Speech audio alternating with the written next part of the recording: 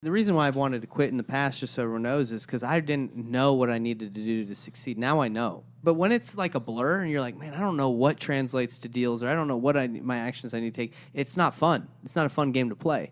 But if you know what you have to do, it's fun. You just got to do it.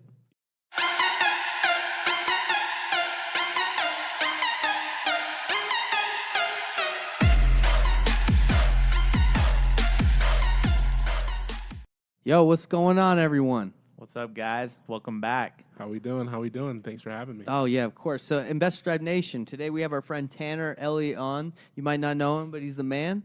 And we're going to chat with him about his life, his experience in real estate. But first, we got to introduce, if you're new to the channel, what is this? What is this podcast, Corey? So Investor Thrive, we started to help, people learn how to do real estate, to improve their personal lives, just overall live a good life. That's right. So we brought in someone who knows all about that mindset that we're trying to help. Not only are we trying to help people, like you said, in real estate, but in their personal lives. So without further ado, thanks for tuning in. Let's hop into Tanner and kind of how we know him and a little bit of intro. But first, let's hop in a short intro about your life and, like a bio for people that don't know you. Okay. Yeah, my name's Tanner Elliott. I'm a sales professional. I do tech sales. I'm an account executive, all the big names, big important names that I earned over the years, right? But yeah, I do software sales, and then I also run an ad agency where I do digital real estate. Nice. Cool. We'll get into that digital real estate because a lot of you people probably don't know what that is. I know I didn't. It's like, you talking that metaverse real estate? Yeah, I got what's it, Minecraft farm land or something? No, you bought a house next to Snoop Dogg. No. I heard someone bought like a house next to Snoop Dogg for like $500,000, and it was like in his metaverse. Anyway, yeah. So okay, so you gave us a short intro. Where do you work at, by the way? So right now I work at Thumbtack. It's actually a same field as what I'm doing independently. The digital real estate. Yeah, same thing, same concept. Are you learning a lot from the way Thumbtack operates to run your own business, or is it kind of? It's an entirely different business model for sure, and so it's nice to be able to have conversations about marketing with people in my everyday life, and then also do the same thing on the side. Makes it a lot easier. Cool, man. So I want to go back to what you said. So you said you're a sales professional. Did there come a time where you're like, that title you really like it hit home for you where you're like, I'm a freaking sales. Real. It felt real. Because I know like titles, sometimes you get titles and you're like, yeah, I say this, but like did it ever hit? Like did it hit a certain day when you got a deal or something where you're like, I'm a freaking sales professional? It happened when I committed to it. So like that's just what it is. Like when you're reading books about sales psychology and how to communicate effectively and clearly, that's your profession. If you're putting time in outside of just clocking in and out every day to learn how to do what you do, you're a professional. So honing your skills. Yeah, sharpening the axe. That's what I'm out here trying to do that. So it sounds to me like you just didn't have a job, right? Like you just wouldn't clock in. You would literally go and read outside of your time. You would work on this sharpening the axe, doing the skill, working on the skill outside of your job. Yeah, my wife would say, that I'd wake up, I would be talking in my sleep, my sales pitch. Right? Wow. So I'm like for real in here trying to like run through the demo or run through whatever and really learn how to ask certain questions and have it be like reflex when I'm asking questions. So let me ask you a question. That's awesome. So as a sales professional, what's the number one thing that you've learned? The number one thing I've learned about maybe sales? like the most important thing about sales that you've learned? Yeah, the most important thing I've learned about sales is asking questions. That's like 90% of the game. Active listener over here. Active listening, asking questions, getting information. Whoever's getting information on a sales call is winning the call. So interesting. You gotta be constantly asking questions, and there's formulas about the types of questions that you want to even be focusing on. Like spin selling. You probably read that. Exactly, spin. Exactly. Do you do that? Yeah, on every call. Nice. I found that. That's been the most reliable. Did you make them up as you go, or did you like write them down and practice them? How did you like develop that skill? Yeah, I would write them down. The first thing I do anytime I'm selling anything, if I go to a new place or if I'm selling a new product or learning about a new product, I just write down like, hey, these are the top problems that we solve. This is how we solve them, and this is how I'm going to ask the questions to get them to think, those open-ended questions to get them to think about those problems and those circumstances that our product or service is solving. What type of problems? Interesting. So listen, I read Spin Selling, and it was very hard for me to read that. I'm just an average Joe. Did that book flow for you, or was it kind of a hard read, or did you even read it? No, I read it, and it stuck with me. And was it a hard read for you? I think what name means. Clicked. Was it boring for you? No, it was clicking for me. Dude. That like book was. Dude, it had a lot of information. It had a lot of like not surveys, but like it had a lot of. It was data, full of data, and I was like, man. Right. Yeah, there's a lot of data and like graphs and charts. Yeah, they really do go out and they do an actual case study. Yeah, it was a big giant research. I think it was the most research over like 60,000 done. sales professionals. Yeah, over 60,000 calls or something, or pros or like that. Yeah, it was very, very detailed, and I like that just because it tells me why they feel so confident about what they're saying. So it all kind of clicked for me. I really enjoyed it. What does SPIN stand for again? Is it? I know needs payoff is the end. Last one, yeah. So it's situational questions. Situation, problem, implication, and needs payoff. Okay. So it's kind of like what John teaches. Yeah, John Martinez. Like impact. Investor Thrive Nation. If you've never heard of John Martinez, he's like a big wholesaling coach. He literally just took Spin Selling and Franklin Covey's training and repurposed it, which no one can blame him for. That's what pretty much everybody that's smart does. They just take something that's working and they repurpose it. They change the name. John, what is he? He took Spin and he took impact, picture perfect, and problem. I think like situation, problem, picture perfect, impact, and picture perfect. Yeah. So he just changed the name. Yeah, like okay, yeah. I mean, dude, but it works. It doesn't matter if you're selling a car, a used car, or you got to find out if they have a problem. Data software. It's. Yeah, what's the problem? What's your situation? What's your problem? How's it impacting you? And what does better look like? I guess you want to find the principles, right, that like cross all the industries, right? Yeah, and that's why I said, I'm going through and writing as a contractor, because that's what I'm selling now is or contracting leads. Those are the types of questions I'm going to ask. Yeah, like it's every single time. Like as a noob, you want to just tell people your solution. Like, hey, this is what I can do. This is my product, right? I even fall into it sometimes when I'm on like calls. It's easy. It's like, hey, but before just telling someone like your solution, obviously, like you got to find out if they even want it, right? What's their problem? Does your problem even solve their is your product even solve their problem? Issue? Or is the problem even big enough to where you're feeling it? Yeah. Because that you have to be feeling. You got to be feeling some kind of discomfort, dissatisfaction in order to make a change, right? And so that's where every sale happens. I think that's the overall point of the whole book and the whole study is that I think you got to get, as a sales guy, you got to get used to like starting that conversation, like not knowing exactly where it's going to go, right? Right. Because it may go where like you don't have a good solution for them, right? But like starting that and like just kind of like discovering like about their life, about their needs, like what Spin Selling teaches, right? Right. Yeah. Cool, 100%. Man. That's awesome. So once you committed, you're like, all right, I'm committed to learning. I'm a sales professional because this is what I've dedicated my mind to. Yeah, and for sure. I mean, I never want to take myself too seriously, right? I kind of said it halfway joking, but when you challenged me on it, I was like, I'm not backing off that. No, dude, I think you are a sales professional. So. I mean, honestly, what it takes to be anything is just like own it, right? Absolutely. I mean, I'm sure in your interviews and when you go, you're like, I'm the man at sales. Oh yeah. You tell people, and they're like, okay. It's like with us, it took us a while to own that we were like. That's exactly right. Business, we're real estate investors, like.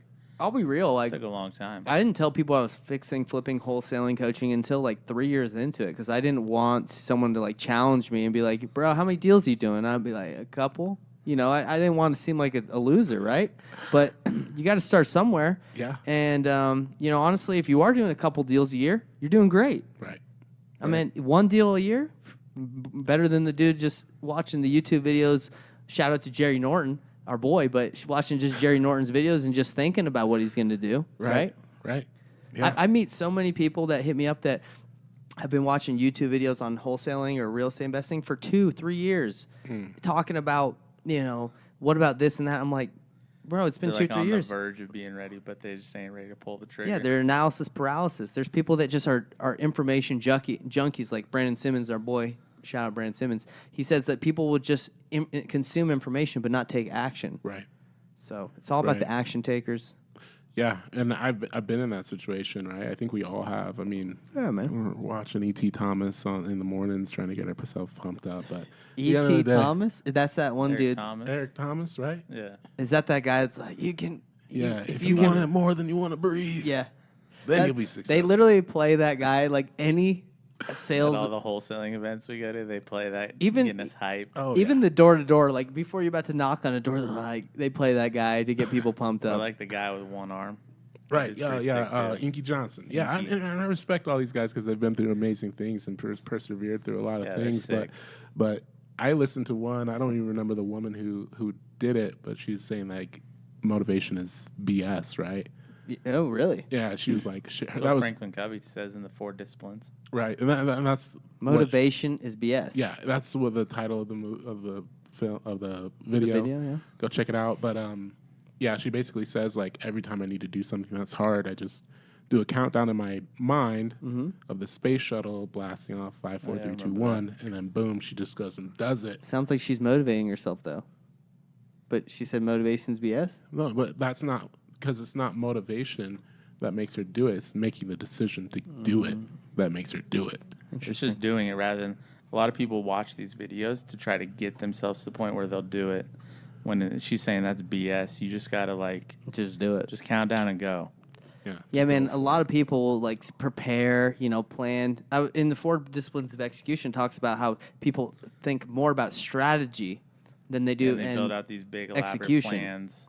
And we used to do that all the time. Yeah, it gets changed in a week.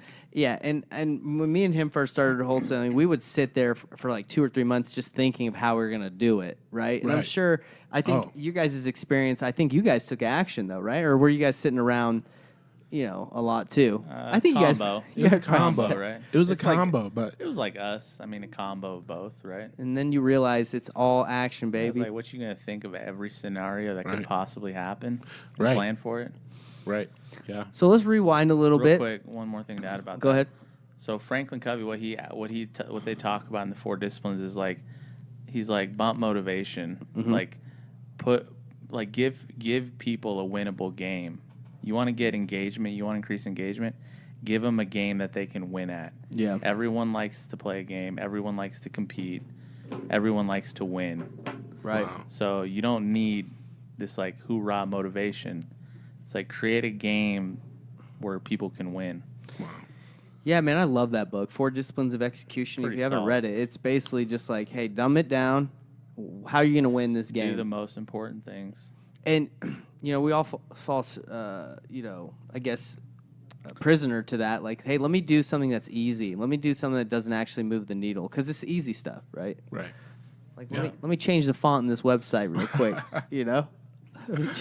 Oh, my Let me change the formatting. This will do something. It's like, nah, bro, they ain't going to do it. No, just hit launch. Yeah. Go for it. Yo, so let's rewind back. Let's talk about how we met, right? Yeah, let's talk about how we met. So you guys go off on how you met, and then we'll talk about how I met you, Tanner. Yeah. So you tell it. You're the guest on here. So, yeah, I met Corey back home. We grew up in the same town. Hannibal, Missouri, baby. Yeah, so I was actually really good friends with his whole family, especially his younger brother and Zach. Zach, yeah. So, I mean, grew up together, right? And so I think I was, 15 when I moved to Hannibal, 16, 15. So I've known his family for a long time now. So, cool, yeah. And he got back from his mission, and we became really good friends. Ended up going out to Rexburg, Idaho, while he was in school. Did he tell you to come out, or did you were like, hey, what's up, dude? I'm bored over here in Hannibal. So when I left Hannibal, he had left Hannibal first, right? Went back to school when school started. But he was like, dude, I can't wait to get out of Hannibal. Get back to Rexburg, around my friends and stuff. And, it's a really small town, Mark Twain. Yeah, I went there. Right. It was dope, bro. There's not a lot to do. Nate was trying to move there, bro. Oh, no.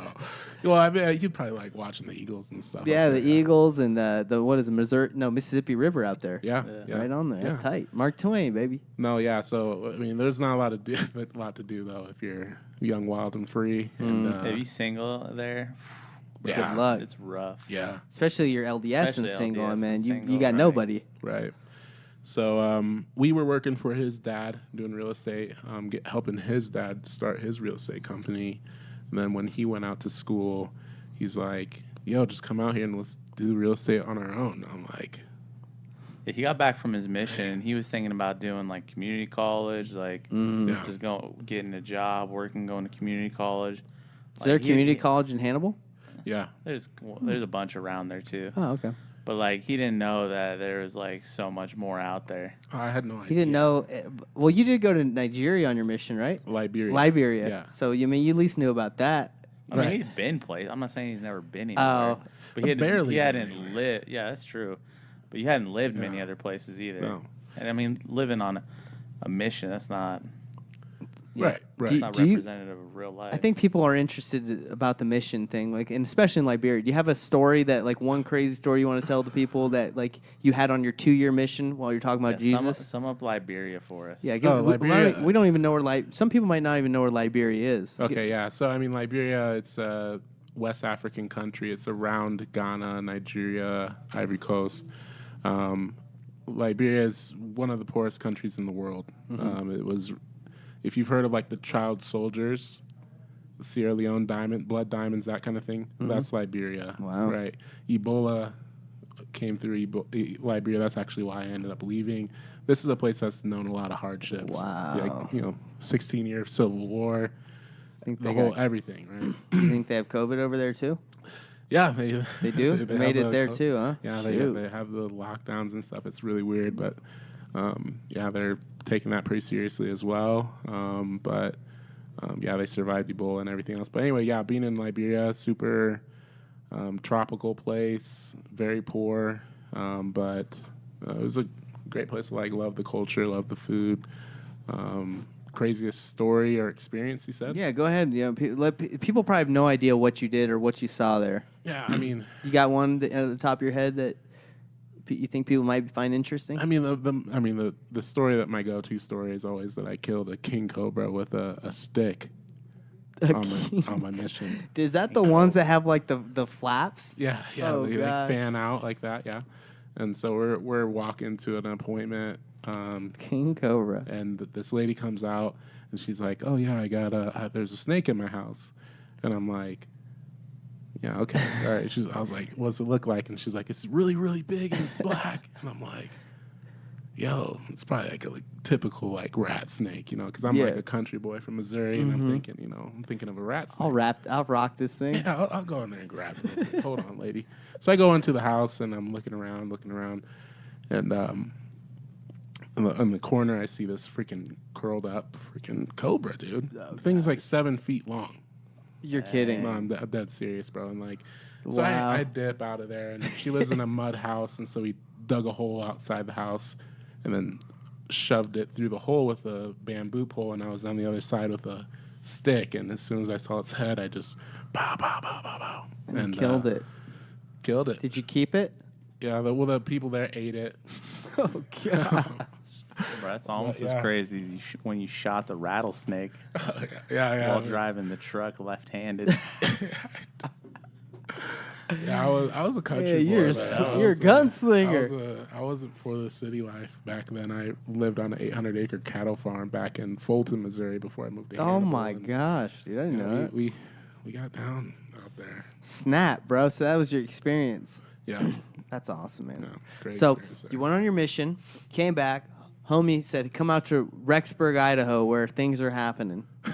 Right? Yeah, Okay. yeah. And so Sounds crazier than it was. yeah. So then I met you. Do you remember where we met? It was the rap battle.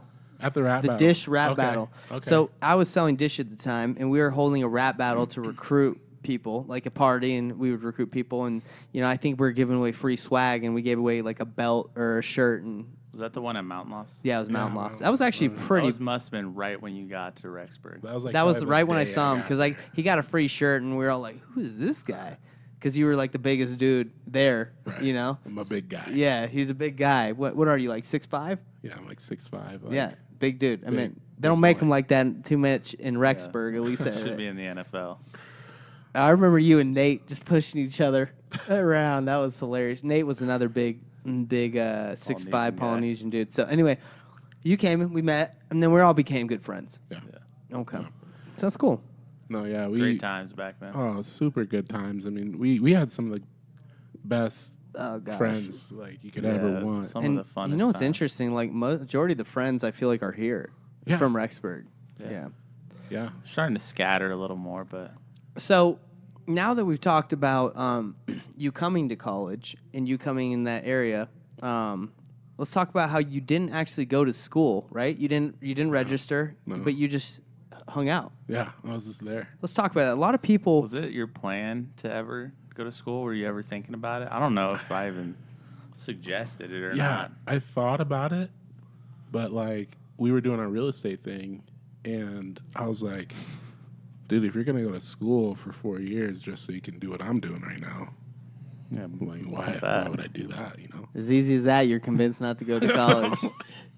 Well, it's like no one else even like that was in college wanted to use their degrees. You know, Todd. Yeah. Todd wanted to be a police officer. You wanted to do your own. Yeah, you know, you I don't just do even. your I own didn't really thing. know what I wanted to do, but Right. I was just going to school, right? Yeah. And the reason why we're asking this is because I feel like a lot of people in Investor Type Nation like aren't going to college Right. because they want to do in real estate. And what are you going to learn in college that's going to help you real estate? Other than I would say college is for learning how to articulate yourself and meeting great friends. Network, make network, friends. Yeah, which networking, which you making enabled, friends. which you did. Yeah.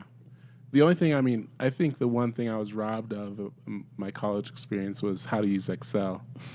I feel like everyone who's gone to college has a little bit of a. I do leg feel up like on Excel me. is pretty dang helpful. We did take many classes in business on Excel. Like I don't remember much about the micro and the macro stuff, but Yeah, I mean, that stuff's just that stuff was Confusing. beyond But me. that stuff gets advanced though. Yeah. So for Investor Type Nation, you were living in a college town but not going to school, and you were chilling, working, networking, and you feel like the only thing you were robbed of was learning how to use Excel. It's bad. I'm sure you about can get it. an online course. No, yeah. I'm okay with So it. you going Like, back, make a you chart. wouldn't change. You wouldn't be like, hey, maybe I should have gotten a degree in basket weaving or something. No.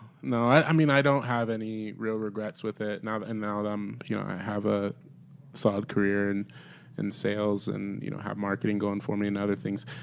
I'm just, I don't know if I'd ever like look back and think that. At least not now at this point in my life. Yeah. I might think that like when I'm 50, but Has that been an issue with getting jobs? Because our parents all told us you need a college degree to get a job. That's what they tell you in school. Has not having a degree affected you getting a job? no. I mean, I've gone all the way from entry level SDR appointment setter to senior account executives or business development where I'm heading out like And they don't care that you don't have a degree. I feel like it's new just for industry the or whatever. I feel like a degree just helps you get the first job. But if you have like we had a connection, Yeah. and it was an entry level job, right when we first started. Well- so like if you do well, then you progress, right? Well, I mean, yes, but for a degree, I think if you're going to be a doctor, a CPA, or like some sort of skill set where It's you obvious. leave, I mean, it's you have obvious. to. Yeah, you have Yeah, to. But like it's a requirement. sales, business management, like what would you say, business development, like any of this business stuff, like I'm sure they want people with like a finance background, but they don't care if you got experience. Yeah, they want people who can sell at the end of the day. Yeah. I mean, I sit next to a lot of people who have their MBAs. Really? Dude, Yeah. I feel like that's a nightmare to get an MBA. I mean, it's a lot of work, and it depends on what you want to do with it, right? But if you don't have that clear vision of this is what I'm going to use my degree for, then I mean, Yeah, it's we just a talked to degree. Nate Worthen, who shout out to Nate Worthen, but he got his MBA in real estate. I don't know exactly the title, but even he's know, like, bro. yeah. We asked him if it was worth it, and he's like, I mean, was your college degree worth it? And I was like, not really. He's like, yeah, mine either. So, Oh wow. Yeah. So I mean, it's but you think it would, right? Like an MBA, it's like, ooh, you know. I mean, I think if you get like an MBA from like Harvard, Yale, Well, University of MIT, Utah is pretty dang. That's a good school. You like rub shoulders with like Mark Zuckerberg, Yeah, like the people like that. Elon and Elon. geniuses, right? Like, yeah. which probably creates more opportunities than like the degree itself. Yeah, that the networking thing again. Interesting. Yeah, I feel like if I rubbed shoulders with any of those guys, they would be like, they wouldn't kick it with me. They'd be like, hey, you ain't got the IQ, buddy, to I mean, you to run definitely in would the have circle. to bring something to the table, right? They ain't just gonna. I can bring some jokes. Yeah, they ain't handing out handouts. That's true. Right. Okay, so that's good. I wanted to talk specifically about that because there are so many people. Like one of our employees, his dad's a multimillionaire, and his dad's like, don't go to college.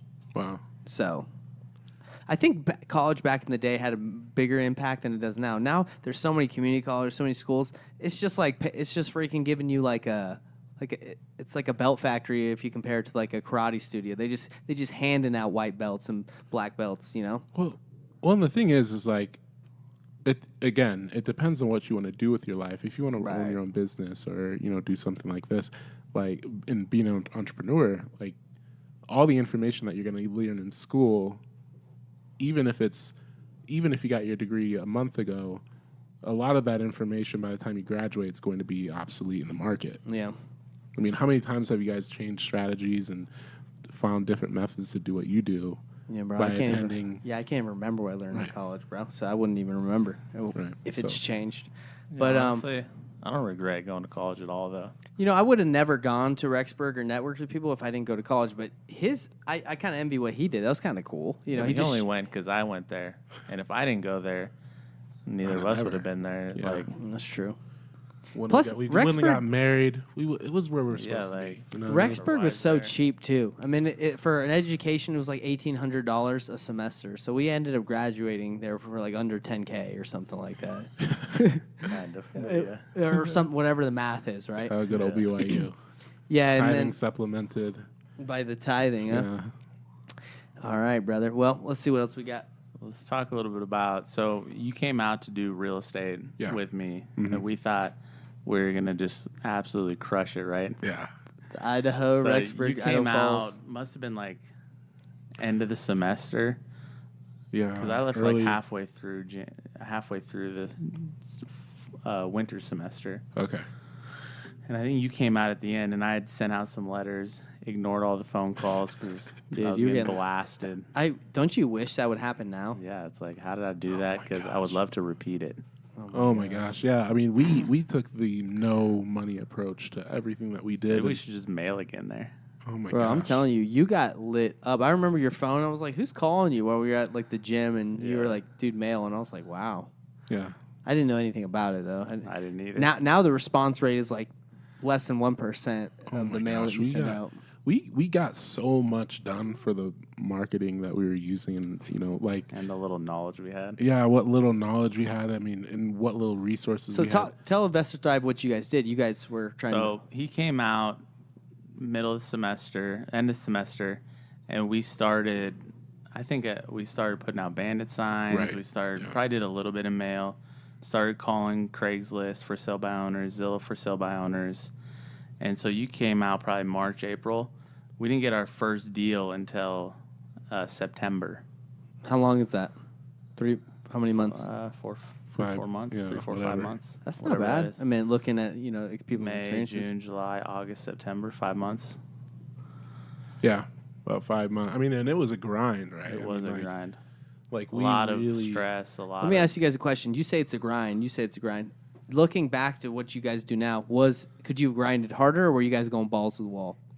We could have went harder. Okay. Could always way go harder. Could always go I harder. mean, it's like a grind in the sense that, like, the weird thing about being an entrepreneur versus having a job is you have to figure out, like, what you're going to do every day, right? You have to figure out how you're going to spend your time, like, what actions you're going to take. like all that stuff versus a job, they tell you what to do, right? Yeah. So like you spend some time like in analysis paralysis, right? You spend a lot of time not doing much, Planning, thinking about what to do. Like you question, like, am I spending my time doing the right things? Like I don't want to do all this work. That's why and so many have it people not get pan mentors, out. right? Because they just want someone to tell them what to do. Yeah, which makes sense, right? Right. I mean, I love being an entrepreneur and having my side business. I think the differences that are there, I mean, it's entrepreneurs are out here creating opportunities. Successful people take advantage of opportunity. So, I mean, what you do give yourself, what you do create for yourself, are you taking advantage of it? I mean, we really had to work really hard to create those opportunities, and then for some reason we didn't capitalize on everything that we created because for you're newer, ourselves. right? Yeah. You missed out on opportunities. Interesting. Well, Yeah, so that summer to supplement our whole to survive, because I mean we had to pay for our own ways. Right. yeah. Your dad cut you off. Yeah, my dad had cut me off like a year ago before, and so to pay for our own ways, like we had to. What did we do? We were doing. Or you're doing any job we were that you doing could get. anything that we could do to. We were painting curbs. We started a curb. You guys, I remember the time you curb painting painted curbs. business. You were like, "Dude, this is the business, bro. This is gonna make so much we money." made like in one day we made like $250, and you guys were stoked. Stoked. which that's quite a bit. You know For what I mean? us. For like, Yeah, and man. it was like a few hours of work. It wasn't like we were out there all day. Yeah. So we did that. We did street construction, like road safety, where we were flagging. Traffic control stuff. Yeah. And then we also got suckered into like scraping off the white lines off the road. We were, What do you mean suckered in? Because it's hard. It was No, hard. their part of the company, job. their company just had us do it one day. We were the new guys. So you were the guys that stood in the middle of the road and flipped the sign to stop and slow. Down, stop. Have my walkie-talkie. Weren't you out there like at midnight? They Oh, made dude, you work the we night were shift, Sometimes, yeah. Like you'd stand for literally 13 hours. and you couldn't sit down. No, Or- there's nowhere to sit. I You're in the middle of started the sitting street. down on the back of my truck. Bro. I ain't standing for this long, bro. you should have Yeah. brought in at the lawn chair, baby. Oh my gosh! First night I did it, it was like Idaho. It gets cold at night, so it was like hot in the day, right? I didn't bring a sweatshirt, so I was freezing to death, bro.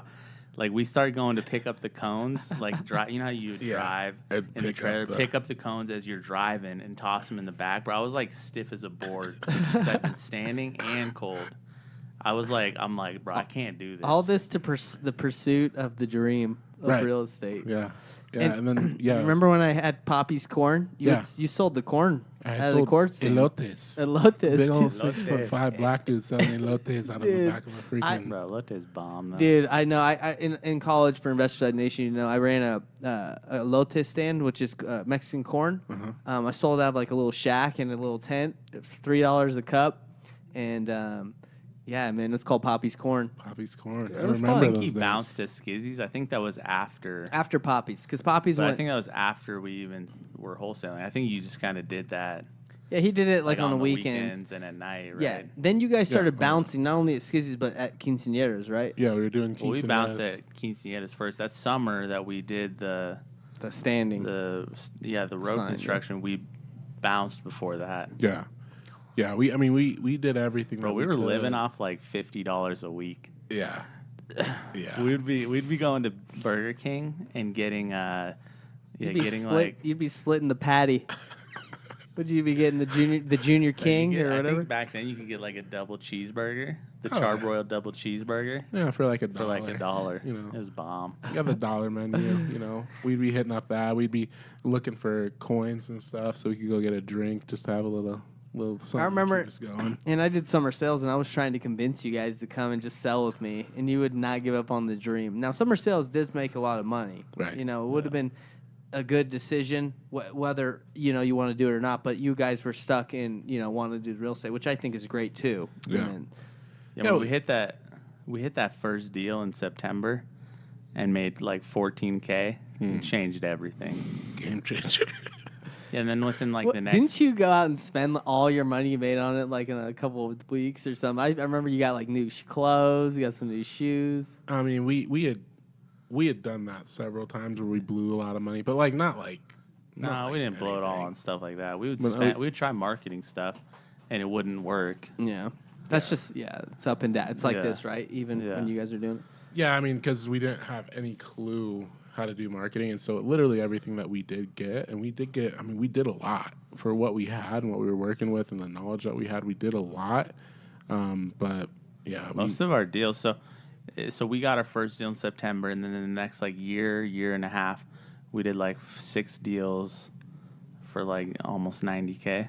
yeah, That's what's up. And most of them, one of them was from a bandit sign. Our first deal was from a bandit sign. And then most of them after that were all for sale by owner. Yeah, off and- Craigslist and Zillow. and give you an idea about like how rough it was for us, because I mean we did put everything we had into this, right? Like if we were out and about spending money on gas, we were driving up and down the streets writing down vacant houses, right? Like everything we did went back into this thing. Yeah. But like even the bandit signs, those are like $1, right, a piece. They're not cheap. And especially if Right. the city here, they take them down like that. It's like, dude, I just freaking wasted all that money. So we made a pole I remember that yeah. was. You remember that? We made one So too. it had like a you guys staple made. gun at the end of it, so Yeah. we could put these things up like 15 feet in the air. So like No one could get no them. one could get them down, because it's like, dude, this got to work, this got to be up here for a month, Yeah. It's, Did no one took? Did people take them down oh, dude, eventually? we get- Eventually. we get calls from the city though, like, how are you guys getting these up here so high? See, Like, I it's tried really to put them tall. up with the sign that I had, and I'm not as tall as you, so it wouldn't be. It would be easy to get. Bro, one of us would sit in the back of the truck. Was it the back or the front? I think we would trade off. Yeah, I mean, And you just grab the sign out of the back because we do Run. this at night. You got to do And quick Everyone's like nervous to do it, right? Because because you you don't feel wanna like be you're seen. you- You feel like you're doing something kind of wrong. Yeah, for real. But yeah, dude, it's. I mean, bandit hilarious. signs work. they Yeah. worked. They worked. You know, What an Wh- adventure, though. Yeah, Seriously. Best Stripe Nation. These guys are like the pioneers of doing deals. And It's and hilarious. to be grinding. honest, looking So- back. No, I- and I didn't do any of this with you guys. What I did is I did an internship with Tar Properties, which for one of my classes, and I needed an internship for college, so I was like, I'm gonna intern with you guys. And I interned with you guys. I think I showed up twice to work with you. I don't think we had you do anything. Did I you do one I don't thing? think I think I called one for sale by owner. think you It was like a nice house in Rexburg, and I was like, they were like, "What are you doing?" I was like, "I have no idea." So I did that internship with you guys, and then that was when I was doing Poppy's corn. I said, "Forget this. I'm gonna go sell some corn." And that's. But honestly, I should have. Looking back, it'd be great if I would have just grinded with you guys. And Yeah, really- remember when we'd like go look at houses? We went. to, Yeah, like, we look went at with some random agent. We went listings, with an agent to go see some random like we were listings. about to do something Yeah, about we didn't it. know what we were doing. Yeah, we had a lot of those situations. I mean, we were pulling up though, like we shared his car, and he was driving a truck. '97 Ford Ranger, The giant single dent in the cab. back. Dude, I remember riding huge that dent thing. in the back. Yeah, so we'd pull up to these houses and we'd be like, "Oh yeah, make sure the left side show it so they don't see the See dent in the back of the truck." Bro, we'd hop out. We'd have our joggers and our Birkenstocks Oh on. my gosh, And dude. I don't know how My people hair are was bleached. took you guys serious. My hair was bleached too in the front, Oh gosh. right here, like So Wiz Khalifa. let's take a look back. We're all Oh, 30, my and you're gosh. 28. How old are you? I'm 28, yeah, now. 28, 30, 32. 32. And we look back, and you guys look back at the success. You had success. Like anyone can do it, right? Anyone can do it. And you guys what had we were limited saying, like, knowledge. we had limited knowledge. We had a crappy car. We weren't dressed to the nines or anything. No money. No money. And like we were just Winging it. winging it. Yeah. So what could you tell Investor Drive Nation? What can we learn from this your guys' experience? It's just going out there and doing it. Just Dive in. commit to it and learn about it, commit to it, but just go. Don't get stressed out by overanalyzing and not making a move to do something. If you really feel like you can do it, just start making steps. Start doing something. Everyone wants to like figure every possible outcome out before they go out and try something. That's not how life works. Like you got to start trying stuff, and that's when you figure out outcomes, and that's when you pivot. You, what's the word? Like when you do something, You change? Innovate. yeah, like innovate or like, Yeah, I mean, you just pivot. You kind of like where you come up with an idea like just off the top of your head, right? Yeah. Like Improvise. you just improvise. That's the word I'm Improvise. looking for. Nice. So you improvise, right? And that helps you improve. And you're going to learn it by doing, because no matter if you think about it for a year or two, you're still going to have to improvise once you start taking action. Oh, yeah. So you might as well Look take at our deal action right now in South Jordan. We're improvising. We've never had to deal we with don't know this. what to do with that. I mean, you know what's Just interesting? figure it out. Yeah, about what we do is like we've been doing this for a while. Almost every situation is different. Like no matter what. Yeah. Yeah, like this deal in South Jordan, I'm having to figure out all this new stuff. Yeah, and you're And learning I'm having about to it. improvise, and I'm making it up as I go, doing the best I can. I was on an interview with some guy earlier for a podcast for him, and it was like just a quick interview. And he said, "What was your biggest failure?" Right? That was just one of his questions. And I'm like, "I don't have any failures, bro. No. You guys don't have any failures. No. Why? Because you learn." And not knock on him. He wasn't. It was just his question. He's a great guy. But it's just like, bro, you don't have failures. Yeah, I ain't dead yet. No. Only failing Even is if you die, quit, you ain't right? failed. Yeah. You quit or you die. You run out of time. Yeah, you quit. Yeah, or like you said, run out of time. But like that's probably the second lesson, right? Is like you have to stick with it. Like there's been times where we've wanted to quit, Oh, bro. and we've done. But let me tell you the reason why- 100+ deals now. Yeah, the reason why I've wanted to quit in the past, just so everyone knows, is because I didn't know what I needed to do to succeed. Now I know, right? Yeah. But when it's like a blur and you're like, man, I don't know what translates to deals, or I don't know what my actions I need to take. It's not fun. It's not a fun game to play. But if you know what you have to do, it's fun. You just got to do it. Yeah, and I want to address that because I pivoted. I left real estate or physical real estate altogether, and I had my kids. I got 2 kids now, 1 more on the way. Got married, and I just needed one. I got sucked into that life of stability, and I for a while there, I was like, dude, what am I gonna do? Like, Right. What am I gonna do to get back in the game? And really, because once you see that side of life, even if you only make a couple $100,000 or whatever over the course of a few years, like man, like you can't go back. It's like Yeah. because you're just building someone else's dream, and you think about, like they got 100 reps in here doing however many deals every day, like they're building their dream right now. So your mind, because you did what you did with Corey, even though you have a salary job, right? You have a job. You're thinking like, what can I do? Yeah, and I might be a side hustle guy for a while, and this year I've made a lot of new goals for my company, and what I want it to be and be for my family, and just we're getting after to it. explain to people, what is your side hustle? So I do digital real estate now, and so essentially what that is you build a website that generates leads for a certain type of service, and then once it's generating leads, you find a tenant to rent that space from you. So they get all of the leads and things that come off of that digital property, and because you've invested time into SEO. It's SEO. It's not Google, right? It's not Google Ads. You do Google Ads as well. You do everything you can to generate leads. So I'm running ads. But when you doing sell it, SEO. is it the SEO that you're selling, or are you selling like, hey, if you run these ads too? So it sounds like you rent them the page. So like they don't own any of the property. No. They don't do any of the lead gen. No. They pay you a monthly fee. But they can flat buy fee it deal. eventually. They can buy it, the site, if you want to. If I wanted to sell it to them, I could.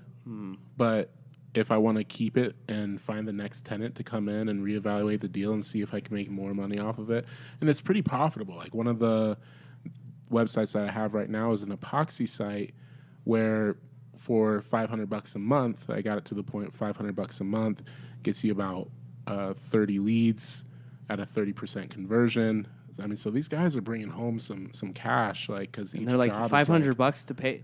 Are you saying that you would rent that out for $500 a month to someone? So I would rent it. They pay $500 a month for the ad spend, and then they pay me either I do a commission or a flat fee. So off of That's that probably deal, just because you're newer, right? right? Yeah, and the commissions I'll stop doing entirely, but like I get 10% of every deal that I close. And one instance that you close? You're closing them, or are you sending them to them? I send it to him. He closes. Okay, them, that right? he closes.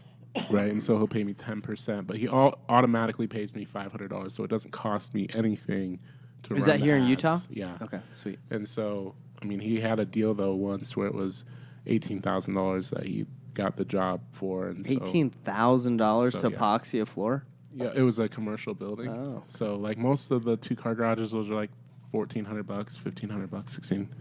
And so, but he got a commercial building and 18,000. So I made $1,800 off the site just for being there. Yeah, that's sweet, man. And I so think that's cool. Awesome. Yeah. Well, cool. Well, brother, it's Yeah, been it's great been chatting with you. Now we're going to end, but do you have any words of wisdom or anything you want these people to remember you for if they don't see you again? Yeah, remember me for knowing these guys and for being on the show here. And I guess, really just someone who has gone through like analyzing whether or not I should get started, getting started and reaping benefits and, seeing where it can go. Like you gotta come and taste and feel that entrepreneurial spirit and know that it's possible. And even if you start off making $300 a month, imagine your life without a car payment. You know what I mean? Yeah. It's everything that gets you closer to where you want to go. And so, whether you start off full force into starting your own business or you have a side job, just keep hustling, keep getting after it, and you can do whatever. Right? Last thing, if people, what professional services do you help? If someone wants help producing leads, Yeah. So where can they reach you? And do you coach or do who you help people? Yeah, so you can. I'm got a group on Facebook running Clear Lead Marketing. You can reach out to me there. Is that a page or a group? It's a page, yeah, for the company. So if you run a niche service, so something like epoxy flooring, if you do tree services, if you do driveway repair, something like that, reach out to me. My team would love to talk about what we can do to get you more leads for whatever niche service you provide. We'd Put love your to, info love to talk to you. Yeah. in the description. So you're telling people if they have companies that do anything niche like that, you can run leads for them? Is that what you're saying? Yeah. Okay. Correct. That's awesome. Any Yeah, niche market. I'm not super great at Good luck getting into the real estate market with your ads. Yeah, I'm not 'cause, doing we that. tried that. no roofing, SEO, real all that estate, stuff. insurance. I stay away lawyers, from that stuff. like that's It's more like niche. that's the big money. Yeah, right the there. niche is going to Albuquerque, New Mexico, and saying I'm taking over the entire concrete industry here. Dog walking industry. Right. That's where the money's at because it's like Yeah. once you get that property that's there and ranked number 1, that's a valuable asset to carry with you for long term. Rexburg, Idaho. You dominate Rexburg, Idaho for the next 5 years and the growth that comes with it. People like this is small things, man. I'm telling you, that's the small things that can. I'm all about the I mean, small if you things. got someone searching that needs epoxy, like they're probably ready to buy it if they're even thinking about it. Yeah. So they search it, and you're the number one guy. Like That's been the hard thing that's about probably real a really estate. good lead. Oh yeah, it's a super great lead. I mean, I convert 50 to 60% on that. So Yeah, and like I was saying, real estate, that's expensive to market, and there's a lot of competition. But Yeah. I like what you're And doing. people are at all different stages. Some people just want to know what their house is worth, or Yeah. are thinking Yeah. about it, but not really ready to pull the trigger. Very true. Well, hey, bro, thanks for coming on. I hope that was Great to have I you hope on. Investor Thriving Nation enjoyed you. We enjoyed having you here. And again, Clear Lead Marketing, if you want to reach out to our homie, and he'll help you out. yeah. See you guys. Later.